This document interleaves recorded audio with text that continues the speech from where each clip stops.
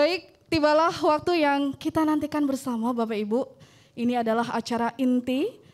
Kami akan memberikan sosialisasi terkait Juknis dan juga strategi PPDB online tahun ajaran 2023-2024 yang akan disampaikan oleh Konsultan Pendidikan Nutron Yogyakarta, Bapak Dr. Andes Imam Pujianto. Mari kami persilahkan Bapak. Mohon aplausnya Bapak Ibu semuanya.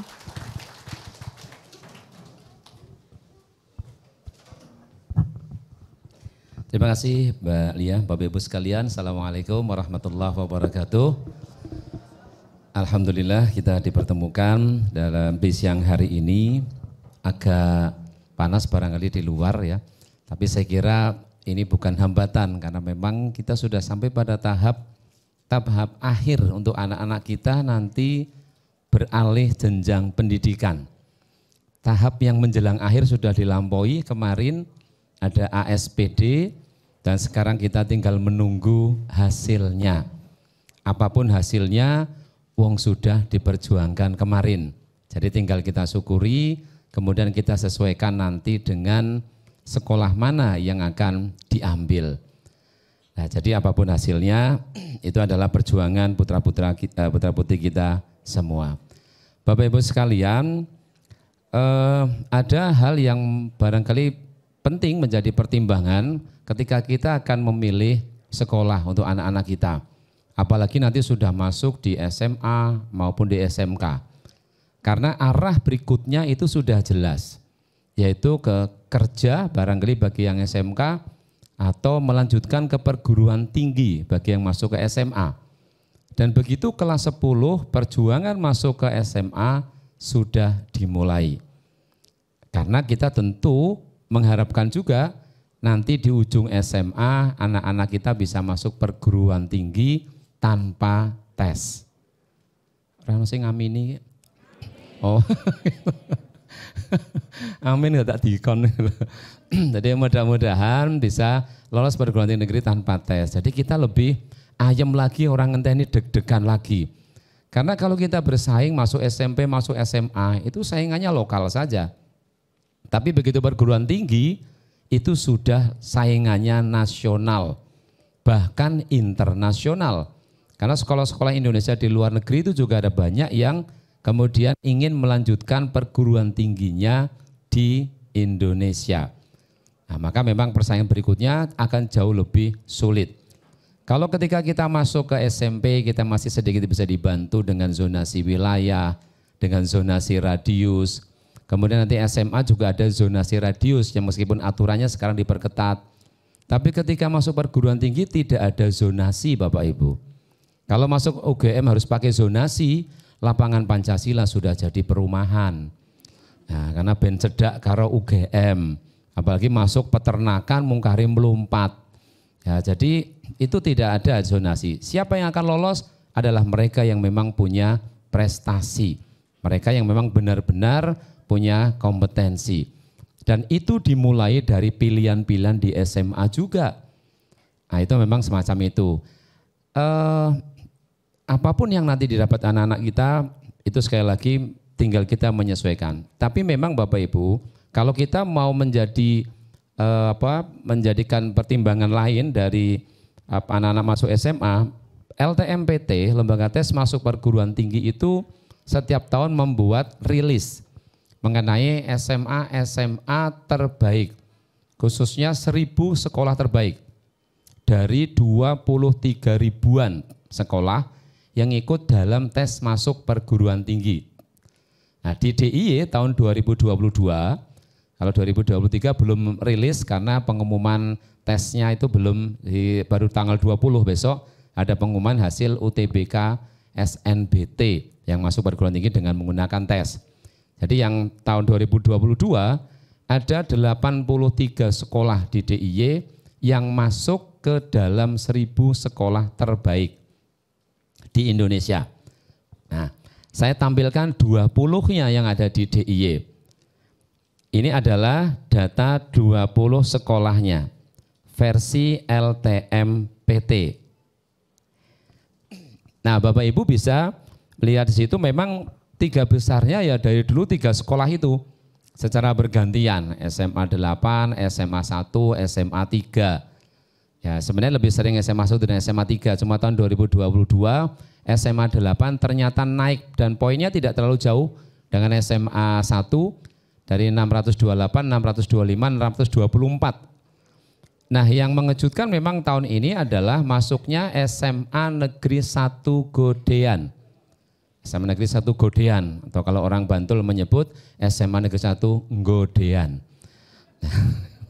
SMA 1 Godean ini biasanya kan kalau kita melihat peringkatnya antara 138, keempatnya adalah SMA 2. Tapi SMA 2 tahun kemarin anjlok di peringkat 20. Nah, tetapi Bapak Ibu, saya kenapa tampilkan ini? Saya ingin sampaikan saja kepada Bapak Ibu bahwa sekolah-sekolah di DIY itu relatif juga banyak. Sekolah yang punya potensi bagus. Tetapi memang 3 besarnya selalu itu. Selalu 3, 1, 8. Memang selalu. Nah, hanya saja nanti dalam PPDB biasanya akan tidak terlalu melihat ini. Urutan pilihan itu kalau di DIY itu selalu di kota terutama, pilihan pertama biasanya SMA 3, kemudian SMA 1, SMA 8, SMA 2, kemudian SMA 6, SMA 5, SMA 9, SMA 7, SMA 4, 11, dan terakhir 10. Itu pilihan-pilihan dalam PPDB biasanya akan berkisar di situ dari yang tertinggi sampai yang terbawah, dan 10 biasanya jadi pilihan yang terakhir, umumnya seperti itu. Jadi sedikit mengabaikan urutan ini.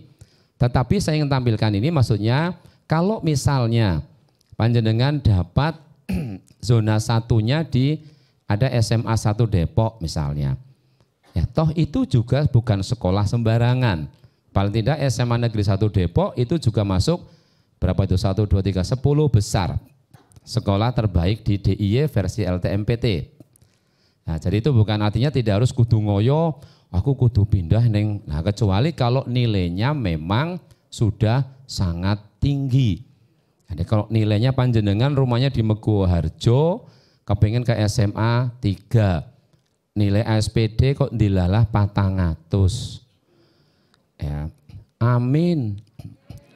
Dikon meneh selewat sing nyatet. Ya, panjenengan itu kadang-kadang ya tidak yakin dengan putra sendiri untuk 400. Mbok diamini nek 400 moga-moga malah batin ora mungkin loh. Malah ora mungkin. Anak-anak kita itu kadang di rumah ketoke kaya mung dolanan HP. Padahal dolanan handphone. Apa itu? Maksud saya, di netron dia sudah maksimalkan belajarnya. Sehingga di rumah dia memang ingin istirahat.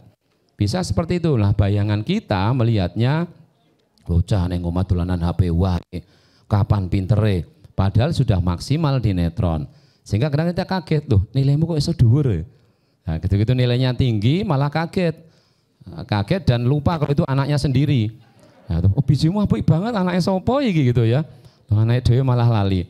Jadi kadang-kadang seperti itu. Kalau nilai sudah sangat tinggi ya, idealnya kan mengambil sekolah anak kita kompetitif, dia dapat sekolah yang kompetitif. Nah, itu yang paling ideal. Tapi jika tidak, maka ada pertimbangan lain Bapak Ibu. Kalau kita ingin mengejar 40% terbaik di sekolah, yang ini jadi modal diterima di perguruan tinggi negeri tanpa tes. Saya namanya SNBP, Seleksi Nasional Berdasarkan Prestasi. Ya, ada yang menyebut berbasis prestasi. Wis podo wae. Nah, maksudnya adalah SNBP itu yang dulu kita kenal dengan jalur undangan. Jadi undangan, kalau panjenengan masih menyebut jalur undangan, itu berarti generasi tahun 2012. Dulu namanya jalur undangan 2011, 2012, setelah itu berubah SNMPTN, mulai tahun kemarin berubah jadi tahun ini jadi SNBP. Nah, kalau itu memang harus masuk 40% terbaik di sekolah. Kalau tidak masuk, maka peluang itu otomatis sirna. Ya, itu seperti itu. Nah, sekarang hitung-hitungannya misalnya, saya kalau di SMA 1 Kalasan misalnya, anak saya bisa ini peringkatnya tinggi sehingga masuk 40% terbaik. Kemudian maksa ke SMA 3. SMA 3 kita orang mungkin gitu kan 40% terbaik. Sementara di Kalasan punya peluang, meskipun di SMA 3 tidak punya peluang karena ikut saja tidak boleh. Nah ini juga penting menjadi bahan pertimbangan. Sekali lagi yang paling ideal memang kalau anak kita kompetitif, nilainya tinggi, bisa diterima di sekolah yang memang juga peringkatnya tinggi. Itu yang paling ideal. Nah itu pengantarnya Bapak Ibu, dan saya akan masuk pada materi PPDB-nya. Ada hal yang tidak boleh lewat dalam PPDB, yaitu saya akan tampilkan dulu bagaimana alurnya dan tahapan-tahapannya. Tahapan yang pertama ini kita sudah lewat ya, ini sudah lewat karena tahap pertama ASPD bagi yang belum mengikuti ASPD DIY itu untuk luar provinsi itu tanggal 30 dan 31 kemarin sudah selesai. Nah, jadi kita tinggal menunggu sebarannya, nanti sudah akan dicampur sebaran nilainya dengan siswa-siswa luar provinsi yang jumlahnya tidak kurang dari 1.225 anak dari luar provinsi DIY yang kemarin ikut ASPD DIY. Dan Bapak Ibu sekalian, ketika dari luar provinsi ingin masuk ke DIY, kira-kira mereka akan masuknya kemana? Mesti kepinginnya kota. Ya, saya jarang menemukan. Misalnya ada anak dari jauh-jauh dari Magelang, dari Kebumen, bahkan ada yang dari Lamongan, ikut tes datang ke sini kemudian pilihannya maaf SMA Negeri 1 Semanu misalnya. Ya, pasti kepinginnya yang ada di kota Jogja 1 sampai 11. Dan ini akan menambah persaingan tentu saja khususnya di jalur prestasi. Nah, itu yang juga harus jadi bahan pertimbangan lagi. Kemudian ada fase yang kedua, ini adalah input data. Input data ini hanya bagi calon peserta didik baru lulusan luar DIY dan lulusan dalam DIY tapi yang lulus tahun sebelum 2023. Jadi kalau dengan punya putra yang tahun kemarin lulus, keterima di SMA yang belum jadi cita-citanya, tahun ini masih boleh ikut lagi tanpa ASPD lagi, bisa gunakan nilai ASPD tahun kemarin. Nah, misalnya anak saya di SMA 1 Kalasan tahun kemarin, sekarang sudah mau kelas 2, ikut lagi boleh lagi ngambil yang di tempat yang lainnya boleh. Jadi memang masih diperkenankan. Nah ini dia ikut fase ini 30 sampai 8 Juni. Nah kemudian Bapak Ibu yang berikutnya adalah cek NIK. Cek NIK ini kalau dulu kegiatan cek NIK ini hanya bagi mereka yang bermasalah kependudukan. Tetapi tahun ini semua harus cek NIK. Kenapa? Prakteknya di tahun kemarin itu mereka yang merasa tidak ada masalah kependudukan begitu masuk pada fase untuk pembuatan akun ke sini, ternyata begitu memasukkan NIK muncul informasi NIK tidak dikenal. Nah itu problem. Karena apa? Fase NIK, perbaikan NIK sudah lewat. Nah maka panjenengan tidak boleh lewatkan kesempatan ini mulai tanggal 30 Mei sampai 8 Juni. Ya, caranya masuk ke ppdb.jogjaprof.go.id. Di sana ada tombol cek NIK. Nanti masukkan NIK-nya, namanya, kemudian setelah itu akan muncul. Loh, nama dan NIK-nya siapa? Panjenengan apa Kang Putra? Putranya, karena yang mau sekolah putranya. Jangan dimasukkan jenengan, langsung ditolak. Muncul ketuan gitu ya. Nah, karena yang akan masuk sekolah adalah Kang Putra. Jadi masukkan Kang Putra di situ dimasukkan. Nah, kadang ada problem, bisa saja. Kalau ada problem, bisa diperbaiki langsung di situ. Misalnya ada domisilinya salah, bisa diperbaiki langsung di situ. Tapi caranya panjenengan bikin akun di situ, akun untuk perbaikan NIK. Nah, ada orang tua yang sudah sempat tanya ke saya, Pak ini kemarin anak saya tak cuma suruh ngecek NIK, Lah kok jadi bikin akun dan bisa untuk melihat-lihat? Lihat-lihat apa Pak? Kan? Langsung lihat ke dalam yang NIK itu. Ya bisa, itu kan memang kalau ada problem pada NIK panjenengan bikin akun di situ untuk perbaikan. Nah, kalau misalnya dilihat kalau langsung muncul NIK-nya tidak ada informasi, tidak ada masalah, ya sudah berhenti di situ. Nah, bagi yang sudah bikin akun dicek NIK bagaimana? Besok apakah bikin lagi pada saat ajuan akun? Ya bikin. Karena untuk pendaftaran itu nanti yang digunakan adalah akun yang ada di sini. Yang sudah ada tokennya juga, yang sudah terverifikasi. Nah, itu seperti itu. Jadi yang cek NIK panjenengan semua ya Kang Putra harus juga menjalankan ini. Jangan sampai tidak dilaksanakan. Karena kalau masalahnya itu diketahui pada saat ajuan akun, sudah nggak nutut lagi nanti. Karena fasenya sudah lewat. Ya ini masih sampai dengan tanggal 8 Juni. Kemudian verifikasi dokumen. Ini khusus bagi yang akan mengambil jalur afirmasi. Dia harus mengupload data berkas KK dan satunya adalah surat keterangan yang menyebutkan bahwa dia adalah entah itu peserta PKH, peserta jaminan-jaminan sosial lah dari pemerintah. Nah itu di-upload ke sana, kemudian akan mendapatkan verifikasinya. Kalau itu dinyatakan sah, maka dia bisa mendaftar jalur afirmasi. Kalau misalnya tidak, berarti dia tidak bisa mendaftar lewat jalur afirmasi. Kalau di verifikasi dokumen tidak ada perbaikan apa-apa, hanya bisa berlaku atau tidak saja informasinya.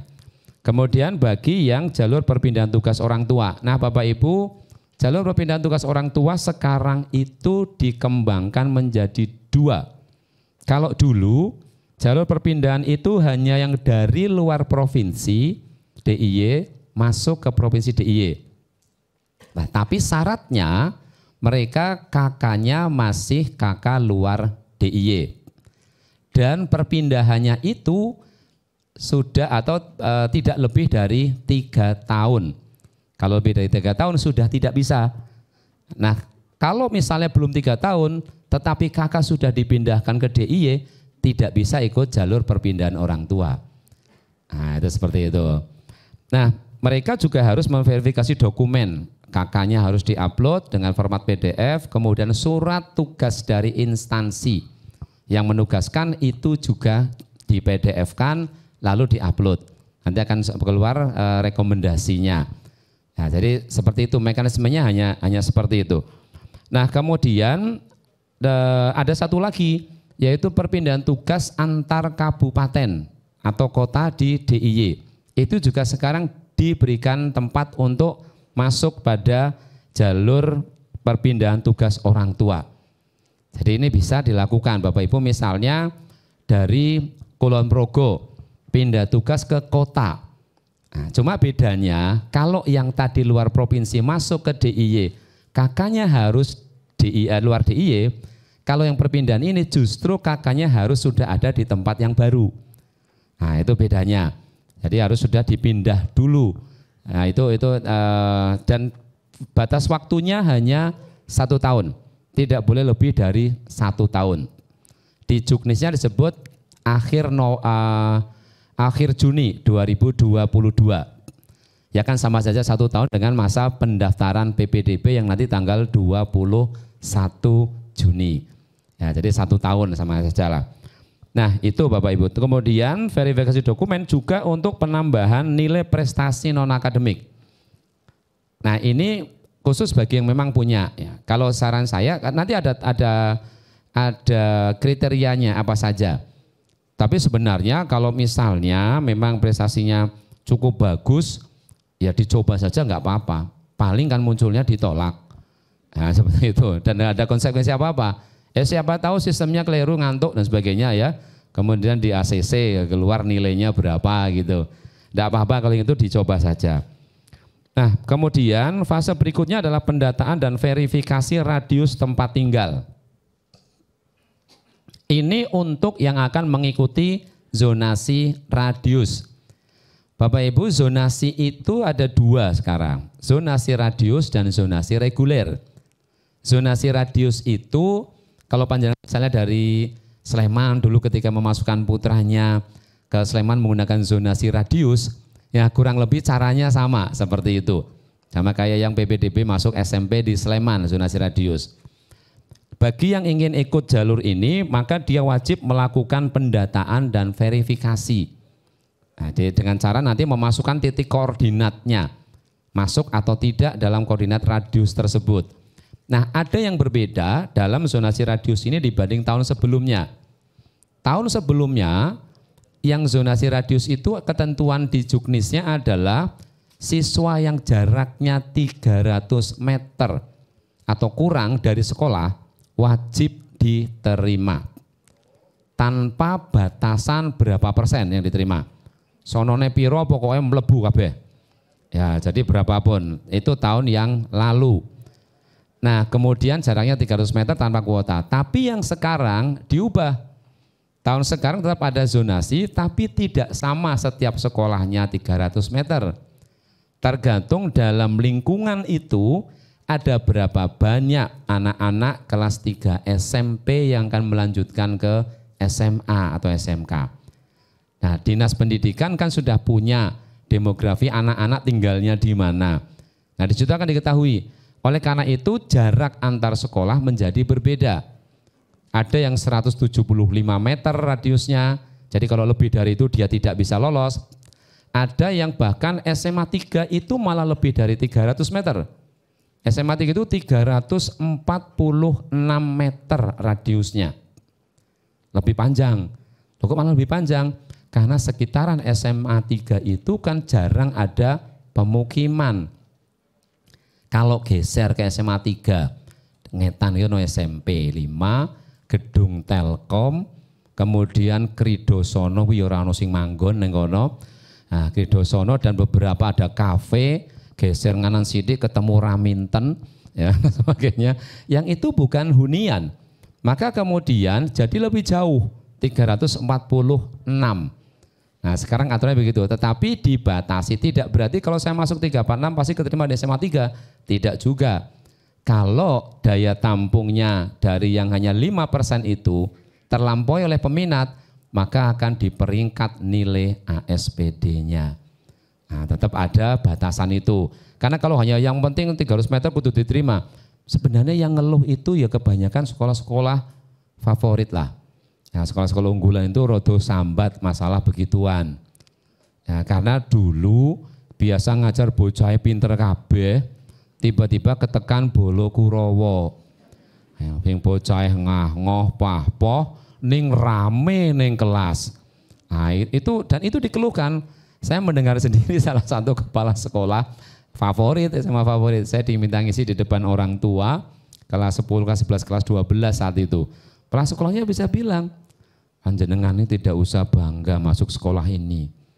Karena kalau 10 tahun yang lalu memang iya, masuk sekolah ini itu nilai anak-anak sudah tinggi, rata-rata itu sudah di atas 95, rata-rata terendahnya. Tapi sekarang nilai yang tinggi banget, sampai yang delosor pun ada di SMA ini. Nah, itu, akhirnya kemudian sekarang ada modifikasi, ada pembatasan, jadi maksimal 5%. Ya dibuat sedikit, siapa dari yang sedikit, siapa tahu juga ada yang nilainya memang tinggi juga. Sehingga tidak akan terlalu repot sekolah-sekolah. Karena sebenarnya tidak ada yang diuntungkan. Kalau anak itu tidak punya kemampuan yang cukup di SMA tersebut, itu tidak ada yang diuntungkan. Anaknya juga akan keteteran, karena temannya sekitarnya itu anaknya pinter-pinter, sehingga gurunya mulangnya kan yo ngertinya sudah paham. Ya, tapi kadang juga repot gurunya. Kalau tiba-tiba dia bertanya, sudah jelas? Sing ora paham takon. Belum Bu, bagian mana yang belum jelas? Semua. Oh, ora obat ngono kuwi. Kalau diulangi lagi sing wis paham ya do protes, ngono takoke gitu kan. Kadang semacam itu, sama-sama tidak enak juga. Maka penting juga memang kita memikirkan anak kita harus bisa berkompetisi di sekolah tersebut. Tapi dilemanya memang anak-anak yang nilainya rendah memang tidak punya pilihan lain malah akhirnya. Nilai itu jelek, tidak punya pilihan lain selain mengambil sekolah terdekat. Karena bagaimana kalau dia ambil jalur prestasi nilainya nggak cukup, karena ada syarat minimal 330. Jalur zonasi mungkin saja, zonasi reguler mungkin saja dia kalah. Ketika daya tampung terlampaui kan di ranking lagi. Nilai akhirnya apa? Ya sudah, kalau paling dekat ya dia tetap ngambil sekolah tersebut. Nah, jadi ini memang dilemanya di situ. Nah, ini Bapak Ibu, jadi kalau misalnya saya tidak inginlah, saya memang dekat nih dengan SMA ini, tapi saya nggak ingin masuk SMA ini, ya nggak usah pendataan, enggak apa-apa. Nah, enggak ada masalah. Jadi khusus yang akan mengikuti jalur zonasi radius. Nah, kemudian fase ke-6 adalah pengajuan akun dan aktivasi PIN. Ini biasanya tidak langsung kita mengajukan akun kemudian diverifikasi. Karena pesertanya bisa sampai 10.000, 12.000 yang mereka pada hari yang sama, waktu yang sama, membuka website yang sama. Nah, itu yang menyebabkan kadang kita verifikasi baru 2 hari kemudian. Saya kalau lihat di Q&A-nya PPDB itu sering banyak sekali kalau udah fase itu, kok kami belum diverifikasi ya? Bahwa sudah terangkan ngisore no tanya meneh. Min, ini gimana? Sudah ini kok belum verifikasi itu. Pertanyaan sekitaran itu saja itu. Ya padahal memang ya itu tadi, kadang kita sudah mengajukan tapi belum terbaca dan seterusnya karena ya bandwidth-nya kan bagaimanapun terbatas juga. Yang tidak bisa langsung 10.000 melebu bareng itu kan repot. Nah itu Bapak Ibu, maka memang ini butuh kesabaran ya. Dan sekarang jangan dulu mengajukan akun ya. Pasti nggak akan diverifikasi karena waktunya belum nyampe. Baru nanti tanggal 15. Nah setelah itu baru kemudian pendaftaran seleksi jalur zonasi radius. Jadi didahulukan dulu zonasi radius. Kalau tidak lolos zonasi radius bagaimana? Masih bisa untuk mengikuti PPDB sekolah reguler. Kalau di sini gagal 1920, ini bisa ke sini. Ini baru mulai tanggal 21. Ya, jadi masih bisa seperti itu. Kemudian memang di sini tanggal 21 sampai 23 dan Bapak Ibu bisa melakukan ubah pilihan. Ubah pilihan sekolah maupun ubah jalur PPDB. Jadi kita bisa lakukan itu. Misalnya tanggal 21 sampai 23, dilihat tanggal 22 sore loh posisi anak saya kok sudah di barisan terakhir, di pilihan ketiga. Nah itu bisa saja diubah pilihan sekolahnya. Atau diubah pilihan jalurnya. Jadi misalnya sudah ikut zonasi reguler, ternyata misalnya zonasi regulernya dapat SMA 7, SMA 10, SMA 1 mesake. Kasihan. SMA 1 kasihan misalnya. Pindah ke sana. Nah, ternyata kemudian dia lihat, loh ketoknya kalau prestasi saya masuk SMA 1 masih bisa ini. Karena nilai yang muncul juga anak saya masih bisa bersaing di situ. Bisa diubah, diganti jalur prestasi. Nah, itu bisa, karena tidak ada waktu tersendiri untuk jalur prestasi zonasi bareng waktunya. Maka solusinya ubah pilihan. Termasuk ubah SMA ke SMK.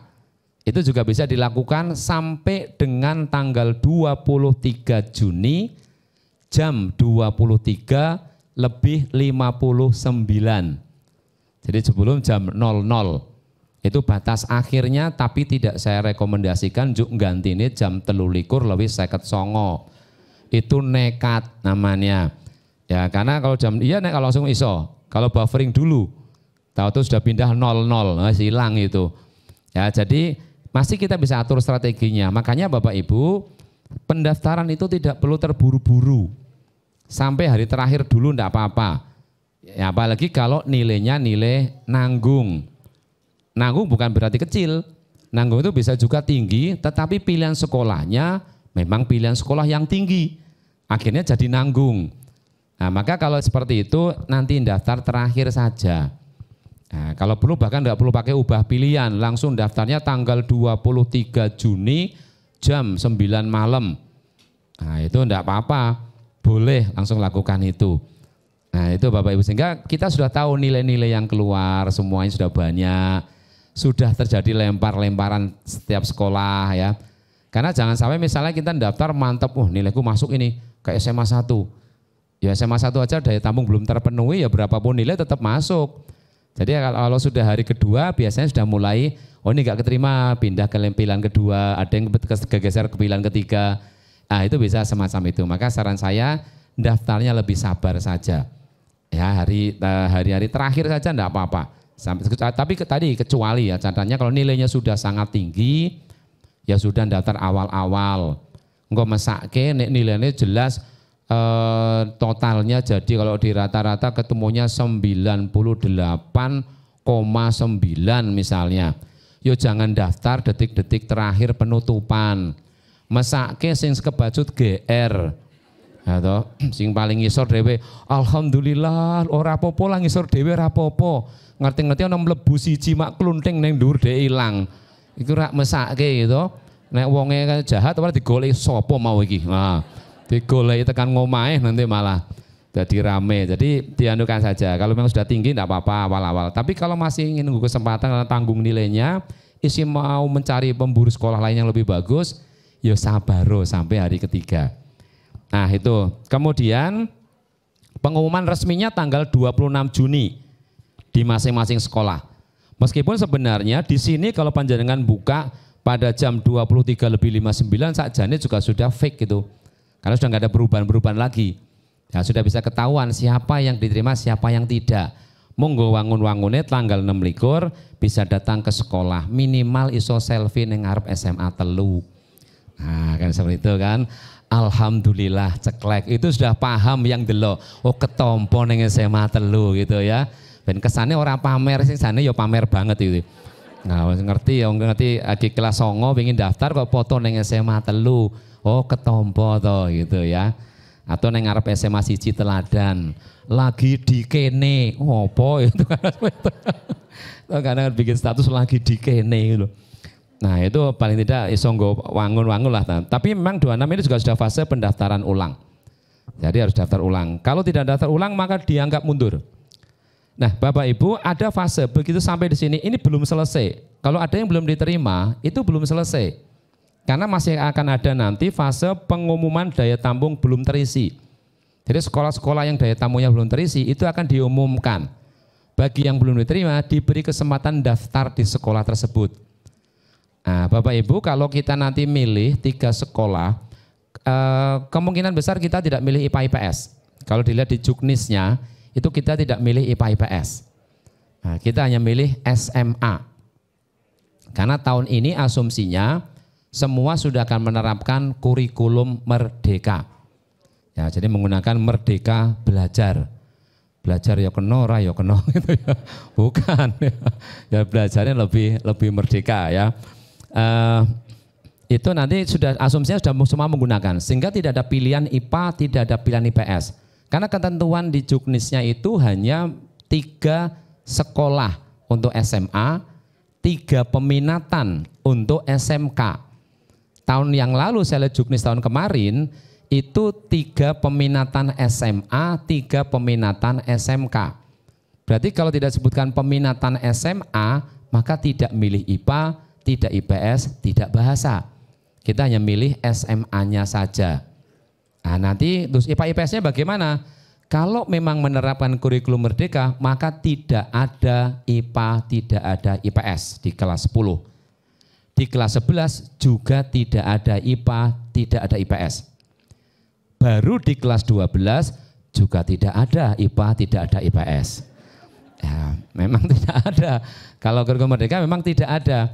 Loh, terus tahunya IPA IPS gimana? Nah modelnya begini Bapak Ibu, kalau berdasarkan Permendikbudnya itu nanti di kelas 10 pelajarannya kayak SMP, semua dapat, pelajarannya semua dapat. Di kelas 11 dan di kelas 12 anak akan mengambil 8 mata pelajaran pilihan, pelajaran wajib, kemudian ditambah pelajaran pilihan. Pelajaran pilihan itu disesuaikan dengan kira-kira besok pada saat masuk perguruan tinggi mau ngambil jurusan apa. Nah, karena kalau panjenengan kepingin putra-putrinya lolos tanpa tes itu di kelas 11, kelas 12-nya dia harus mengambil pelajaran tertentu yang menjadi pendukung mata kuliah. Misalnya kalau sudah kebayang oh besok saya mau ngambil pilihannya di UGM kehutanan. Biar lulusnya jadi presiden. Saya mau ambil kehutanan. Maka memang ada 2 mapel yang harus dominan, yaitu biologi, kalau kehutanan biologi.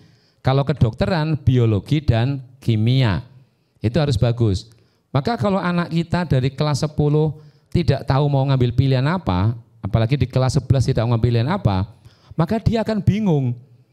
Pelajaran apa yang mau dia bikin menjadi dominan untuk mendukung dia agar diterima tanpa tes. Nah itu keribetannya nanti di situ Bapak Ibu. Maka di kelas 10-nya Kang Putra sudah harus mulai punya orientasi. Sakjane arep ning ndi to. Dan nanti sepulang dari sini kalau sudah keterima saja deh, kalau sudah keterima di SMA-nya, panjenengan rembukan kali Kang Putra. Bapak Ibu putranya dijak rembukan. Ya, biar nanti pada saatnya jelas dia ngambil pilihan pelajaran apa. Jangan sampai misalnya kepingin ngambil pilihannya misalnya teknik mesin.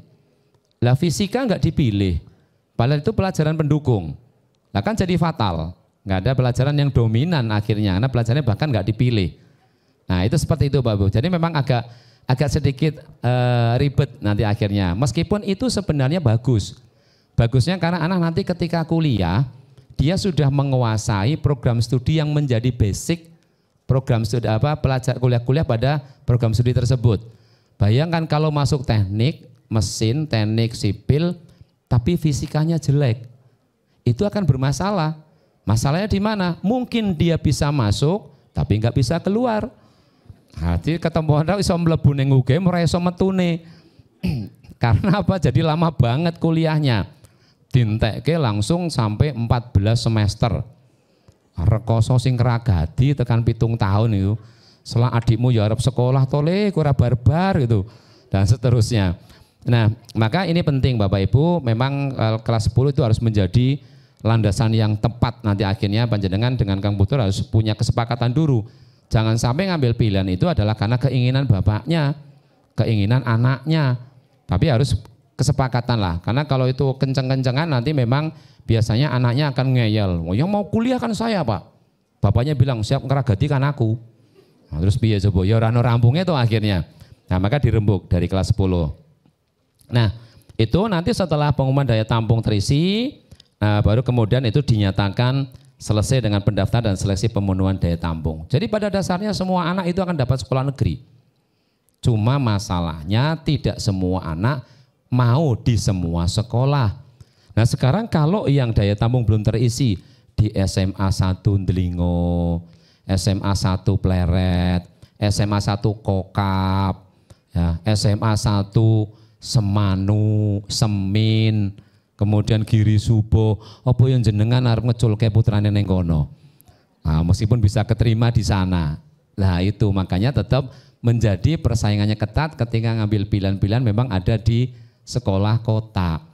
Ya, karena Bapak Ibu ketika SMP, kita ngambil pilihan SMP itu memang tidak terlalu sulit. Karena apa?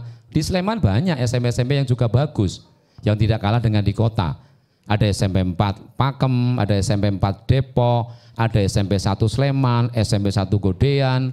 Kalau di Bantul ada SMP 1 Bantul, SMP 2 Bantul, ada SMP 1 Sanden, bahkan di Kulon Progo ada SMP 1 Galur, SMP 1 Wates, itu juga bagus-bagus. Tapi begitu SMA memang dari lihat peringkat tadi 3 teratasnya itu juga diisi oleh SMA di kota. Itu yang menyebabkan persaingan di kota itu memang menjadi sangat luar biasa. Meskipun hakikatnya setiap anak bisa dapat sekolah negeri, yang penting mau sekolah neng SMA Serandaan misalnya. Itu liburnya iso dolanan neng pantai. Ya, jadi misalnya istirahat mbakar iwak sik, ya itu bisa. Nah itu Bapak Ibu, kemudian bagaimana kuotanya? Yang tadi saya sudah sampaikan, kuota untuk zonasi itu ada 55%, sama sebenarnya dengan tahun kemarin, cuma sekarang dipecah 50% zonasi reguler, 5% zonasi radius. Lalu afirmasi, ini juga sama 20%, kemudian kuota maksimal 5% untuk pindah tugas. Tadi sudah saya sampaikan juga, termasuk ini adalah kalau pindah tugasnya itu karena orang tuanya guru. Kalau orang tuanya guru, misalnya dari Gunung Kidul pindah neng kota Jogja misalnya, kemudian ngajar di SMA 3, bapaknya atau ibunya, anaknya dilalek kelas 3 SMP arep PPDB. Nah itu bisa dia daftar SMA 3 melalui jalur perpindahan orang tua. Karena orang tuanya guru di situ, maka anak itu wajib diterima. Oh, penak men gitu ya toh. Nah, tapi itu tidak bisa dimerini ya. Kalau iri silahkan jadi guru dulu. Nah, lagi pula Bapak Ibu belum tentu itu dimanfaatkan. Kalau yang kemaslahatan guru juga jarang yang memanfaatkan. Karena apa? Anak itu naik sekolah, ning kono bapaknya apa ibune wegah. Iya, karena psikologisnya juga nggak enak. Karena apa? Coba kalau anaknya pintar. Kalau anaknya pintar itu dikira koncone ya karuan bijimu apik. Ah, simulang bapakmu kok. Nah, mesti itu bocoran toh. Nah, pernah itu. Itu nek bijine apik, nek bijine elek. Ya ganti tepoyoke juga. Oh, bapak ele mulang gayane nyeneni bocah ora mudeng-mudeng, kowe dhewe ora mudeng-mudeng gitu. Nah, itu kan jadi masalah lagi. Nah, nanti sama juga orang tuanya gitu. Biasa kan kalau guru itu kalau ngadepi anaknya orang lain itu kan bisa sabar. Padahal neng omah muring-muring wae karo anake dhewe gitu toh. Ya itu bisa begitu. Nanti senene neng omah bisa begitu nanti. Gayane neng sekolah kaya sabare pol neng omah nusa-nusu wae gitu. Nah, jadi akhirnya memang jarang juga yang memanfaatkan. Apalagi laki-laki suruh ngetutke ibuke, mangkat sekolah dibonceng ibuke gitu. Ah, ya wis ora wangun, gedhe sing diboncengke ning dhuwur ketokane gitu. Engko nek sing boncengke dipoyoki koncone, "Yangmu kok tuwa ya." Oh, ngawur ke ibuku gitu. Jadi serba gak enak gitu. Nah, kemudian prestasi, ini kuota maksimal 20% dari daya tampung sekolah. Nanti kita buka satu persatu. Bapak Ibu, ini yang tadi saya maksudkan dengan titik koordinat sekolah. Jadi memang tidak lagi seperti dulu semuanya 300 meter. Enggak. Ada yang cuma 211 meter. Di SMA Negeri Jedis 1 ya, satu Jedis sana. Karena daerah pemukiman padat di sana. Sama kalau di kota itu misalnya SMA 4. SMA 4 itu daerah Karangwaru, belakang SMA itu kan ramai banget. Rumahnya itu untel-untelan gitu malah sana itu. Nah itu makanya hanya 174 meter zonasinya. Lebih dari 174 meter berarti dia tidak akan masuk zonasi ini, radius. Tapi kalau masuk 174 belum tentu diterima. Karena kan dilihat berapa banyak yang berminat. Sementara daya tampung 5% terpenuhi atau tidak. Kalau terlampaui maka akan diperingkat nilai ASPD-nya. Nah kalau sudah jaraknya sama dilihat ASPD siapa yang lebih tinggi. Nah data lengkapnya Bapak Ibu nanti bisa dipirsani di sini. Di lampiran 3 keputusan Kepala Dinas Pendidikan Pemuda Olahraga DIY. Ya, nanti bisa dilihat situ di pos PPDB ada secara detail ya. Saya tidak mungkin tampilkan seluruhnya karena banyak banget sekolahnya. Nah ini yang di kota seperti ini. Nah, baik, kemudian kalau yang terkait dengan bagaimana ngecek zonasinya. Ini juga ada, kalau yang ini ada di Pergub nomor 15, Peraturan Gubernur nomor 15 tahun 2023, ini ada, misalnya rumah saya ada di Mulyodadi, Bambang Lipuro, nah, umumnya neng Bali, Bambang Lipuro. Nah, zonasi satunya adalah ini, SMA 1 Bambang Lipuro, SMA Negeri 1 Kretek, dan SMA Negeri 1 Pundong. Itu zonasi satunya yang kalau kita ngambil jalur zonasi maka ini memang diprioritaskan dulu. Jadi kalau misalnya tidak terlampaui daya tampungnya maka keterima semua ini zona 1. Nah itu seperti itu. Nah tapi kan kadang-kadang ada yang tidak kepengennya, wah aku ora cocok habis sekolah nih. Nah maka dia bisa ambil jalur prestasi. Nah kemudian yang lain ini sama nanti bisa dilihat di lampiran. Kalau yang di kota, rumah saya Danurejan, masuknya di Bau Sasran ya, di Danurejan. Maka akan ada di SMA 3, 6, dan 9. Ini adalah zonasi 1. Tapi kalau kita ingin lihat sekolah zonasi 2-nya di mana? Panjenengan bisa buka di website ini, dikpora.jogjaprof.go.id. Ya, nanti di atas itu ada tulisannya PPDB dan zonasi. Kalau panjenengan klik itu, nanti kemudian ngeklik ke cek zonasi. Cek zonasi ada 2 pilihan, berdasarkan wilayah dan berdasarkan sekolah. Dicek saja, diklik saja di berdasarkan wilayah. Begitu berdasarkan wilayah nanti akan diarahkan ke menu seperti ini. Nah, tinggal pilih jenjang SMA atau SMK. Pilih provinsinya DIY, pilih kabupatennya sesuai kabupaten panjenengan, kecamatan, kelurahan. Kalau sudah dimasukkan semua, lalu periksa zonasi akan muncul zona 1 dan zona 2. dari sekolah yang menjadi zonasi panjenengan. Nah, bisa enggak saya mengambil pilihan sekolah itu zona 1 dan zona 2 lewat jalur zonasi? Bisa. Cuma kemungkinan diterima di zona 2 itu sangat amat kecil sekali. Bahkan nyaris tidak mungkin kalau pilihannya SMA di kota. Karena apa? SMA di kota itu pasti terpenuhi yang zona 1. Ya, sehingga mereka yang zona 2 berapapun nilainya SPD tidak akan dilihat. Karena pemeringkatan pertama berdasarkan zonasi dulu. Nah itu. Nah, bagaimana kalau sekolah yang saya incar ada di zona 2? Bisa lewat jalur prestasi. Tapi syaratnya nilai minimal, nilai gabungannya 330. Kalau kurang dari itu tidak bisa mendaftar prestasi. Nah itu Bapak Ibu. Nah ini tadi sudah saya jelaskan. Jadi pilihannya tidak bisa SMA dicampur dengan SMK. Ya, saya kira sudah tadi beberapa ini sudah saya terangkan. Nah yang menarik ini ada aturan yang menurut saya aturan monggo ngayem-ngayemi tok orang-orang dari luar DIY itu. Ada di bagian akhir itu calon peserta didik baru dari luar DIY dapat mendaftar melalui jalur zonasi reguler. Kalau ada yang berpikiran, wah nek ngono nambahin persaingan zonasi. Pada dasarnya ya enggak. Nah, saya sempat ragu sebenarnya ini salah ketik Pora atau itu. Lalu saya coba WA ke teman yang benar ada di Dikpora itu di bagian perencanaan. Beliau sampaikan karena tidak terlalu jelas menyampaikan di WA-nya tak telepon. Nah ini piye iki tenan pora kok luar DIY biasanya hanya lewat prestasi. Kok bisa zonasi? Nah penentuan zonanya bagaimana? Kalau zonasi untuk sekolah-sekolah daerah berbatasan memang ada Bapak Ibu. Memang ada. Misalnya Klaten, daerah Cawas itu kan berbatasan dengan Wonosari. Maka dia bisa masuk zonasinya SMA 1 Wonosari atau SMA yang lainnya lah, saya nggak hafal. Dia bisa masuk di zonasinya. Tapi bagaimana dengan yang tidak berbatasan? Yang tidak berbatasan ya sama saja, dia tidak ada zonasinya. Kemudian saya tanya loh, terus berdasarkan dia bisa jalur zonasi reguler ngambil yang mana? Ya nggak boleh yang zonasi 1 Pak. Lah tahunya dia zonasi 1, zonasi 2. Biye, ayo, orang diketik juga nggak ada di situ. Misalnya saya cari Jawa Timur, orangnya cuma Jawa Tengah. Jawa Tengah saja itu cuma yang daerah berbatasan. Ayo Klaten, kemudian Muntilan itu kan ada yang berbatasan dengan Salam misalnya, dia bisa dapat zonasi satunya SMA 1 Tempel misalnya. Nah bagaimana dengan Kebumen? Nah, kemudian ternyata jawabannya krik sepi gitu. Jadi orang jadi artinya apa ya sama saja mereka nggak bisa ambil zonasi gitu kalau yang luar provinsi. Jadi tidak akan menjadi saingan Bapak Ibu sekalian kecuali lewat jalur prestasi.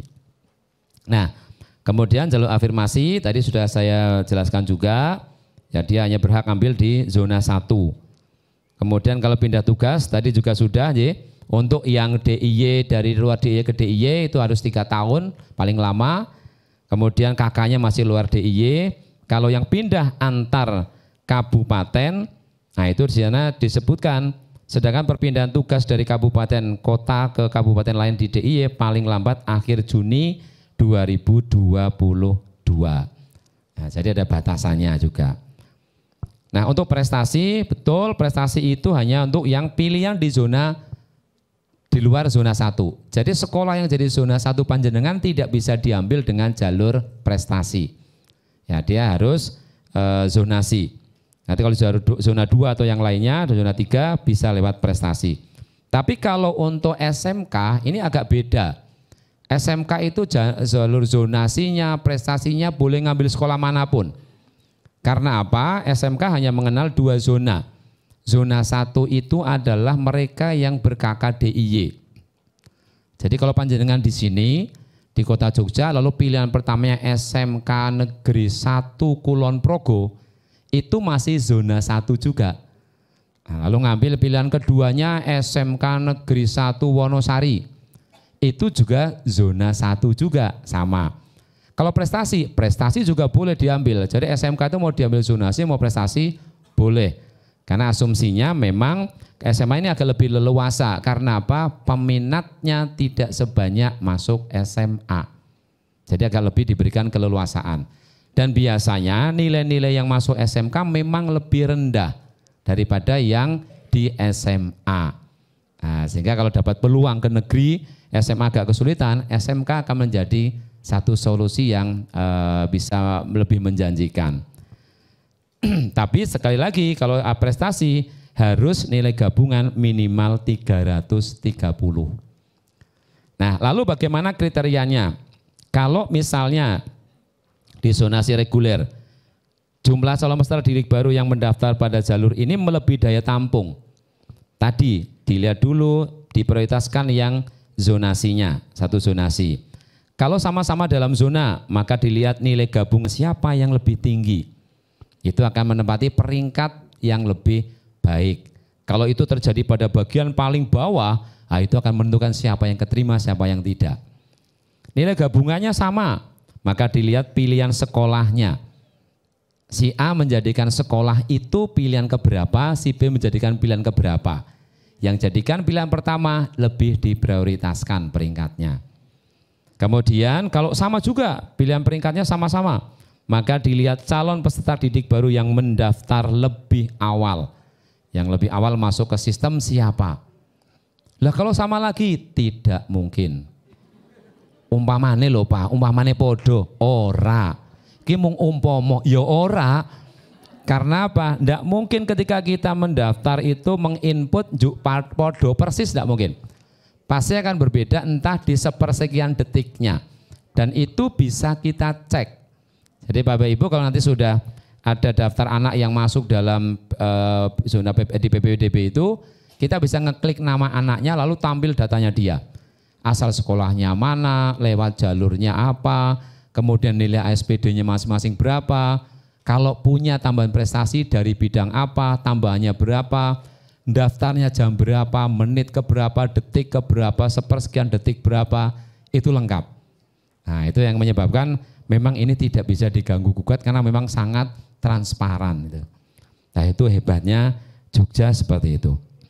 Nah kemudian jalur zonasi radius, kalau sama tadi ya, maka akan dilihat mana yang lebih dekat.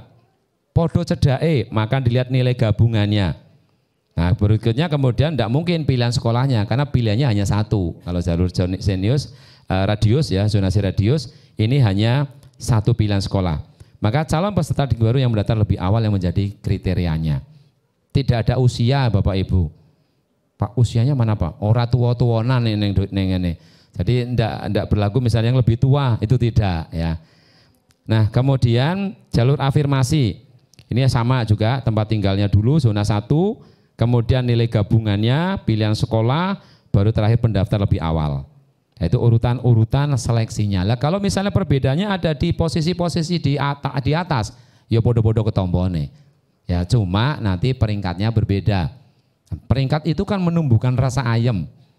Ya kan? Bayangkan kalau Bapak Ibu lihat Kang Putro itu ada di lembar pertama di halaman PPDB itu, kan ayem sih. Ngisore sono 7 lembar. Mas aman anakku tekan rampung gitu toh. Itu kan bisa seperti itu. Tapi sekali lagi kalau daftarnya memang sudah mulai ada lempar-lemparan. Kalau daftar masih isu-isu, pertama daftar ya otomatis nilai berapapun akan muncul di situ. Baik, kemudian ini tadi kalau perpindahan tugas orang tua langsung dilihat nilai gabungannya. Tapi sekali lagi ya biasanya tidak terpenuhi, maka berapapun nilainya dia akan masuk. Nah, Bapak Ibu yang terkait dengan soal ini, mendaftar lebih awal. Kadang ya bahkan hampir setiap tahun itu terjadi. Saya menyampaikan begini setiap tahun, bahwa yang namanya pendaftar lebih awal itu kriteria yang terakhir. Artinya kita tidak bisa kemudian tak daftar kasih, weh, mau didisike, enggak. Kalau nilainya sudah kalah, meskipun daftarnya paling gasik, tetap tidak akan lolos.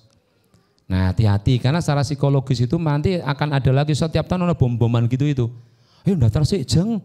Ayo Bu daftar lebih awal itu diprioritaskan loh itu. Dan itu biasanya ibu-ibu gampang terpengaruh. Nah karena setiap tahun begitu saya terus ditelepon, Pak Pak Imam sudah saya daftarkan anak saya. Loh kok sudah Bu? Katanya tanggung nilainya. Anu ya Pak, katanya kalau daftar lebih awal itu nanti didahulukan. Loh toh tenan itu. Jadi akhirnya ya gitu.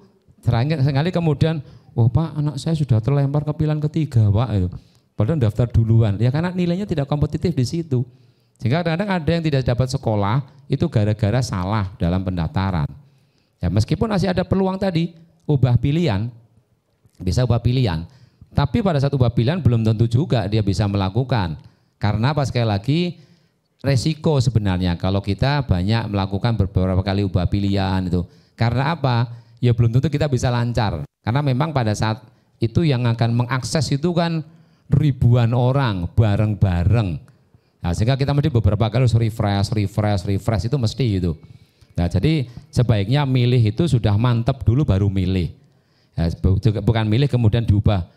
Ubah kok elek meneh, ubah meneh entuk, ubah meneh, bingung ubah meneh itu boleh juga. Ini rak mong bareke marake wong mumet tok itu ya. Nah, kemudian ini rumus nilai gabungan masih sama dengan tahun kemarin. Jadi nilai gabungan itu ditentukan berdasarkan nilai rata-rata, jumlah nilai rata-rata. Ketentuannya adalah jumlah nilai rata-rata rapot. Ya 5 semester. Kemudian jumlah nilai SPD, bobotnya 55%, rapot bobotnya 40%, akreditasi sekolah bobotnya cuma 5%. Kelihatannya memang ada nilai rapot. Meskipun ini akan menentukan, tapi sekarang saya melihat ada kecenderungan bahwa nilai rapot anak-anak kita itu ya dhuwur-dhuwur. Karena apa? Beberapa tahun ya ketika mulai diterapkan ini kan mulai tahun 2021. Nah 2021 sudah ada model pakai nilai gabungan seperti ini. Ada sekolah-sekolah yang masih idealis. Bijinya sidik-sidik itu ya. Anaknya pintar-pintar memang. Lah hasil akhir dari nilai gabungan kan tetap jadi rendah akhirnya. Nah sehingga dikomplain sama orang tua. Itu ada orang tua malah komplainnya karo saya. Hubungannya apa komplain karo aku itu. Jadi kadang-kadang wah ini sih Pak sekolah anak saya itu terlalu idealis. Sekarang nih sudah nilai sekian ASPD-nya gara-gara nilai rapotnya jelek jadi rendah ini. Wah ya kali sekolah Pak ampun kali kulo gitu kan. Nah ini barangkali masuk suara itu. Sehingga ada kecenderungan sekarang sekolah itu ya rada dhuwur sithik lah, tidak terlalu mahal. Sehingga mungkin nilai rapot tidak terlalu signifikan berpengaruh sekarang. Ya karena apa? Rata-rata itu dhuwur anak-anaknya itu. Sing orang mudeng ya nilainya dhuwur, sing mudeng nilainya ya dhuwur juga. Nah, nanti ditentukan di ASPD. Kalau untuk yang ini nilai akreditasi sama sekali tidak akan banyak berpengaruh karena selisihnya itu antara sekolah paling cuma 1. Sudah 1 masih dipakainya hanya 5%. Ya, jadi memang tetap penentunya nanti di ASPD ini. Nah, nanti Kang Putro akan ASPD ini diumumkan tanggal berapa, nanti dilihat berapa nilai ASPD-nya. Itu akan punya satu peluang. Tapi sekali lagi nanti nunggu juga sebarannya. Nunggu sebaran nilai gabungan baru kita bisa perkirakan kira-kira nilai sekian ini akan berpotensi keterima di mana. Nah, simulasinya begini. Ini simulasinya. Jadi kalau misalnya Bapak Ibu ingin coba-coba ngitung misalnya. Nah, sekarang nilai rapot kan sudah mulai bisa dihitung. Ada yang dicoba ngitung. Padahal nggak ngitung ya rapopo, nanti sekolah itu hasil ASPD itu biasanya wujudnya sudah nilai gabungan. Sudah nilai gabungan, surat keterangan dari sekolah itu sudah nilai gabungan. Nah nanti nggak usah dihitung, mereka sebenarnya sekolah yang hitung. Sekolah itu sudah pakai rumus dari Dikpora, jadi tidak mungkin salah. Mereka hanya tinggal memasukkan, menginput, lalu keluar nilai gabungannya. Yang kadang salah itu malah bapak ibunya yang hitung. Nah, sehingga begitu keluar dari sekolah nilainya, loh kok beda? Kok dhuwur hitunganku? Iya, karena ada yang ngitungnya begini. Dia ngitungnya rata-ratanya ini. Ini di rata-rata, ini di rata-rata, ini di rata-rata, ini di rata-rata, ini di rata-rata. Lalu dijumlah ke sana, ya beda hasilnya. Lebih tinggi kalau ke sini. Nah, lagi pula ini bukan nilai rata-rata mata pelajaran. Karena mata pelajaran ada bahasa Indonesia, matematika, IPA, ini rata-rata semester 1. Nah, untuk 4 mata pelajaran, padahal yang dimaksud adalah jumlah nilai rata-rata mata pelajaran. Mata pelajaran bahasa Indonesia 5 semester rata-ratanya berapa, matematika berapa, IPA berapa, bahasa Inggris berapa, dijumlah ke sini, yang benar seperti itu. Nah, itu yang kadang jadi selisih itu ning kono. Kadang ya ono sing kemudian nyalahke sekolah, ya ono sekolah salah mesti. Yo, kalau sekolah Kang Putro salah maka semua salah semua karena itu programnya dari Dikpora semua itu. Nah ini Bapak Ibu cara ngitungnya gambarannya seperti itu. Tapi daripada mumet ya ndak usah ngitung lah. Kok ditunggu aja nilai gabung ini piro le gitu ya. Tapi nih iseng-iseng kalau nunggu buka puasa hari Senin atau Kamis enggak apa-apa. Nah kemudian berapa nilai yang tahun kemarin? Ini nilai tahun kemarin. Tapi tentu akan berbeda tahun sekarang. Tidak akan bisa dijadikan patokan karena apa? Kalau tahun ini hanya memilih sekolah, sudah beda. Kemarin ada IPA, ada IPS, sudah terdistribusi. Nah sekarang campur, jadi pasti akan berbeda lagi. Nah ini yang tahun kemarin, kalau sekarang hanya milih SMA saja atau sekolah saja, maka ini akan tidak akan relevan lagi kita bandingkan memang. Ya ini yang dari tahun kemarin seperti itu. Nah itu Bapak Ibu yang berkaitan dengan materi juknisnya, saya kira kurang lebih seperti itu ya dari rangkuman yang ada pada juknis di SOP-nya maupun yang ada di pos ya di prosedur operasional standarnya maupun yang ada di instruksi gubernur, peraturan gubernur. Ya rangkumannya seperti itu. Dari saya itu dulu. Nanti barangkali kalau ada yang mau ditanyakan boleh ditanyakan. Saya balikan ke pembawa acara dulu yang entah di mana ini. Ya baik Bapak Ibu, langsung saja kalau begitu barangkali ada yang mau ditanyakan. Atau mungkin saya terlalu jelas menerangkannya sehingga tidak perlu ada lagi yang tanyakan. Ada? Bapak, 1, 3 orang dulu, Ibu dan di belakangnya aja.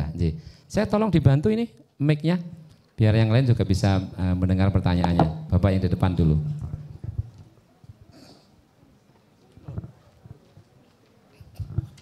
Baik, Assalamualaikum warahmatullahi wabarakatuh. Selamat siang Bapak. Perkenalkan nama saya Fajar.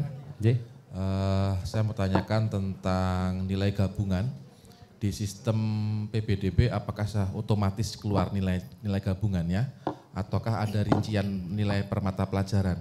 Karena khawatir saya itu kita nggak bisa ngecek. Jadi kan kita punya rekod raport nih ya, tapi kan raport kan pembagiannya sudah terakhir sudah terinput semua nilainya. Jadi apakah ada di sistem itu ketika kita buat akun besok tanggal 15 ada rincian nilainya di situ apa enggak kira-kira sih? Karena kan kita kan belum ada bayangan itu. Ya. Itu aja dari saya. Terima kasih. Assalamualaikum. Baik, terima kasih Pak Fajar. Kemudian Bapak yang di sana, Ibu, Bapak dan Ibu ya tadi ya. Ya sebelah sana Pak. Bapak.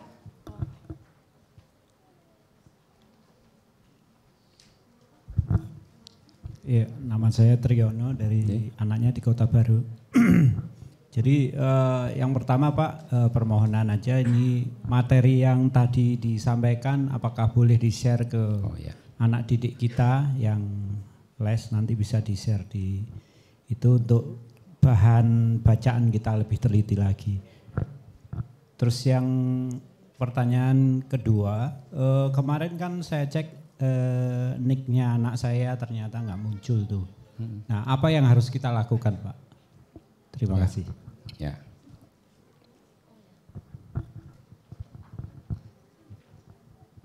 Terima kasih. Saya ingin bertanya Pak, untuk pilihan zonasi itu 3 sekolah, J. Kalau misalnya ternyata pilihan pertama itu kemungkinan besar anak kami tidak masuk begitu Pak, nilainya begitu. Ya walaupun tidak menutup kemungkinan, tapi ini logisnya saja kayaknya nggak masuk gitu Pak. Jadi nanti kok masak kemen Bu? Itu terlalu tinggi Pak, di SMA 6 itu 36 rata-rata 360 gitu. Nah ini kan pilihannya jadi kedua dan ketiga, kan masih kosong 1 pilihan Pak. Maksudnya saya mohon strategi dari Bapak itu kira-kira kami harus milih sekolah yang bagaimana atau di mana atau zonasi mana yang kemungkinan memungkinkan untuk bisa diterima. Terima kasih. Ya baik. Mulai dari optimis dulu Bu, jangan. Katanya keduren. Oh nilainya juga belum keluar. Baik, yang pertama dari Pak Fajar, nilai gabungan itu nanti jadi proses ketika kita bikin akun itu memang belum keluar nilai apa-apa Pak. Jadi akun itu hanya sekedar nanti pada saat pendaftaran kita bisa memasukkan username dan password dari akun itu tadi. Nah nanti pada saat mendaftar, kita pendaftaran sudah memasukkan NIK, memasukkan NISN, itu otomatis nilai anak kita sudah muncul. Otomatis sudah muncul. Ya karena kan basicnya kemarin ketika anak-anak ASPD kan memasukkan NISN. Jadi dengan bekal itu otomatis dia sudah akan muncul per mapelnya.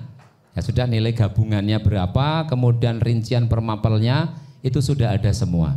Termasuk kalau misalnya ada pendaftaran prestasi tadi, ikut prestasi, sudah terverifikasi prestasinya, itu otomatis nanti akan gabung juga di sistem pada saat pendaftaran di PPDB. Jadi kita tidak ngisikan satu persatu. Begitu anak masukkan NISN, data dia sudah muncul sendiri Pak. Jadi yang belum muncul hanya pilihan sekolahnya. Nanti tinggal kita ngisi pilihan sekolah, lalu setelah itu di print, bekas tadi yang Pak pengajuan tadi di print untuk besok digunakan pada saat daftar ulang. Ya, hanya seperti itu prosesnya. Perubahan data maksudnya? Yang diinput, human error mungkin ya. Ya. Bagaimana sehingga kok ternyata nilainya perhitungan kami beda dengan yang di luar itu apakah ada mekanismenya untuk? Oh ya. Kalau misalnya perhitungan panjenengan dengan yang ada, tapi begini, kalau itu berkait dengan masalah nilai gabungan, kelihatannya sih yang dinyatakan benar yang dari Dikpora, kan itu rumus Pak. Mereka hanya tinggal memasukkan. Nah beda kalau misal justru sekolah memasukkannya keliru. Harusnya 86, 85 jadinya seperti itu. Nah itu bisa ke sekolah. Ya nanti sekolah. Nah itu kan nanti panjenengan pada saat memasukkan itu kan ada apa keluar namanya sebelum diisi itu Pak. Sebelum diisi pilihan sekolah. Itu panjenengan sudah bisa lihat. Jadi kalau tidak kemudian di submit dulu itu masih belum berarti apa-apa. Jadi jangan di submit dulu, dicek dulu semuanya. Kalau ternyata sudah benar baru di submit. Tapi kalau misalnya ada masalah jangan di submit, datang ke sekolah dulu. Barangkali ada kesalahan ini nanti biar urusannya sekolah karena yang salah kan sekolahnya misalnya memasukkan 86 kok lebih 85. Nah itu nanti bisa ke sekolah. Kemudian yang berikutnya dari Pak Triyono. Kalau materi bisa Pak, di share bisa. Di cabang sudah ada, di cabang-cabang sudah ada. Nanti teman-teman Kacab silakan bisa di share ke grup orang tua. Siap. Kemudian bagaimana kalau NIK tidak muncul? Bapak pindah kakak enggak? Ada proses pindah kakak mboten?